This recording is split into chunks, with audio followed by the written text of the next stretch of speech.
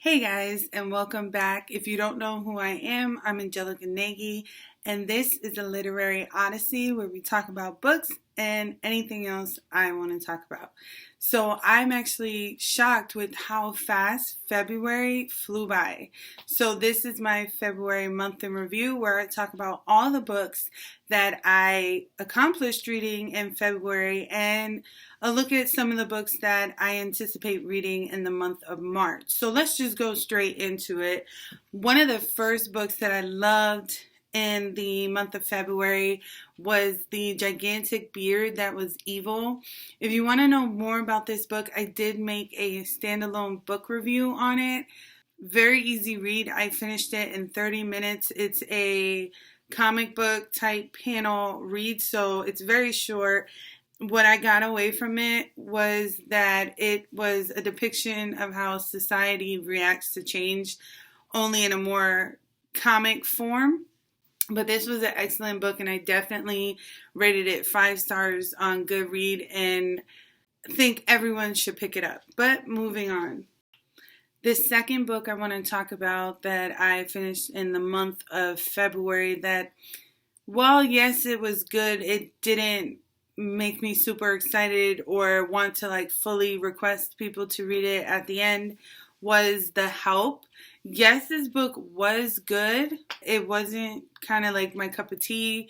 I didn't find anything wrong with it, but I didn't find it super exciting, if that makes sense. But I did have fun making a recipe video where I recreated Minnie's pie.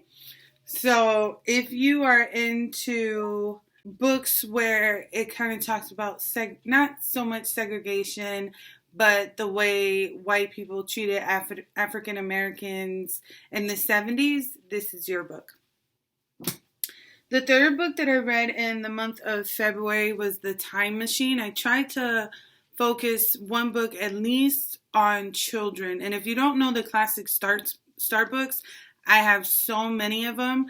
They're the classics written for kids. So the vocabulary is a lot easier.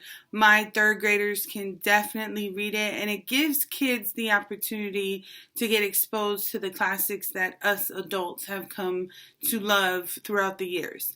So The Time Machine was a wonderful book. I really, really liked it, and it has actually made me want to pick up the original copy and read it, and also to see if there's a movie on it. I gave this one a 5 stars out of 5 on Goodreads, and I'm excited later on in the future when my boys are a little bit older because they're only 2 and 3. But I look forward to reading this with them. So it's one of those books that you won't get bored of reading multiple times.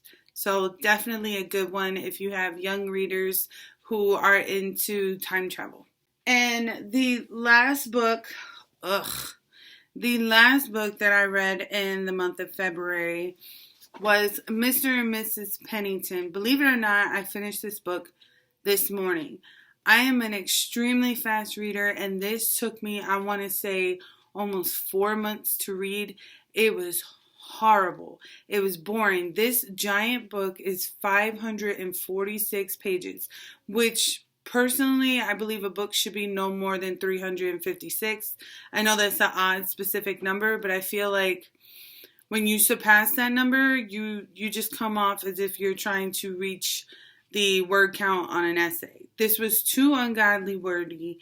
I want to say the first 400 pages were boring. And then it finally picks up in the last 100 pages where there was it wasn't even a murder. Some dude just died from a heart attack from getting overly excited about a man throwing a chair. It was ridiculous. It was boring. I think it took place in the 30s or before the 30s because this book was written in 1931. It's one of the books on the New York Times bestseller. It was like the first 400 pages was about society and how everybody tried to look good for everyone else. Like vanity was everything. But anyways, I don't want to go too much into that book because that book was horrendous. horrendous, just boring as ever. So those are the books that I read in the month of February. Now, the books that I want to read in the month of March, I have 2 of them on me. I have one coming in the mail.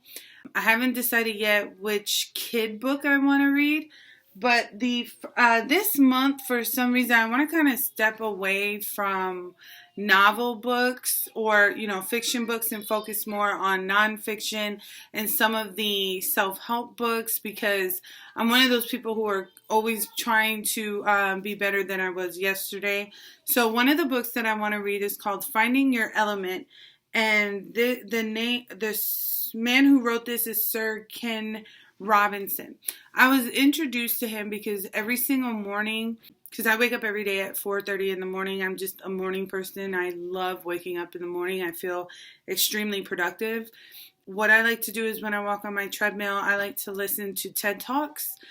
And I was introduced to this man, and I can't recall exactly verbatim what the name of the TED Talk was, but it was about whether or not creativity was dying in the education system. His speech was it blew my mind. It was amazing, which ended up making me interested in buying his book, Finding Your Element, because he's all about creativity and discovering your true self. So I'm really excited to read this book. I read the first sample of it on audiobooks, but so far so good. Really excited to read this one.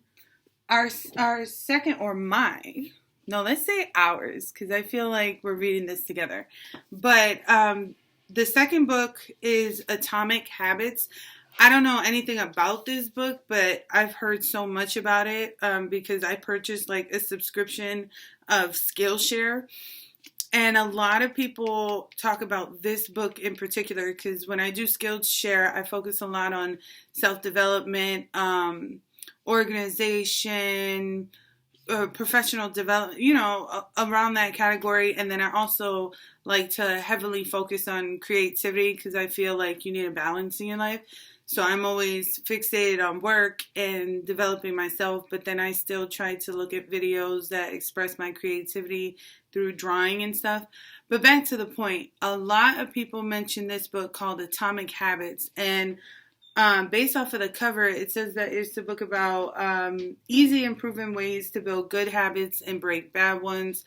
And I know I have a lot of bad habits, so we'll see what this is about. Hopefully it's not a flop, but I'm really excited for it. Now, the book that I'm getting in the mail, so it's called The Traveling Cat Chronicles. The summary of it is that there's a cat by the name of Nana. Him and his owner are on a road trip, but throughout the book, the owner just tries to find the cat a new home, and the cat is just wondering why. So I'm to assume that something is going to happen to the owner, because normally a owner who really, really loves their pet doesn't just automatically try to rehome it. And then the last book, because like I said, I don't know if you guys have any suggestions of a good book that you want me to review for kids and young readers, please shoot it in the comment. But another book that I want to read, or if I'm able to obtain it, is a book on the New York Times bestsellers. This one was written in 1932, and it's called The End of Desire by Robert Herrick. Now, it's very difficult to find those books because they're years old. If you look at the Mr. and Mrs. Pennington, this book is aged, and it was written in 1931. That's a very long time. Hopefully I can find the other book that I just mentioned. But other than that, that's like my month in review. I try to keep it short, but any of the books that I mentioned that I read in the month of February all have a independent book review video on my channel, except for The Time Machine and Mr. and Mrs. Pennington. Because one, I just don't want to review this book because, like I said, I hated it. And this book, there really isn't anything to review because it's very small. It's about 180 pages. So there's no point in a review. If you have a book that you fell in love with or that really, really kind of developed and blossomed that reader inside of you, please tell me the name below, and I would love to pick it up and read it for myself. So other than that, until next time, happy reading.